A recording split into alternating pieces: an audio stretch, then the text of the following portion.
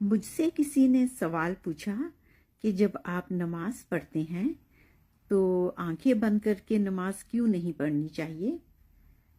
तो सोचा कि आज जवाब दिया जाए। आइए इसको समझते हैं। जब हम अल्लाह की रहमत में पहुंचेंगे, मौत आ जाएगी, लोग हमें दफना देंगे, तो कब्र में हमारे तमाम आमाल इंसानी सूरत में आएंगे। अगर नमाज आंखें बंद करके पढ़ी तो नमाज भी हमारे सामने इंसानी सूरत में आएगी, और क्योंकि आपने आंखें बंद करके नमाज पढ़ी है तो उसकी आंखें नहीं होंगी, वो अंधी होगी। तो हम नहीं चाहते कि नमाज जब इंसानी सूरत में हमारे सामने आए तो उसकी आंखें ना हों। इसी वजह से आंखें खोलकर नमाज को अदा करना चाहिए।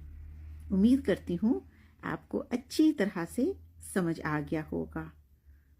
आपका बहुत शुक्रिया।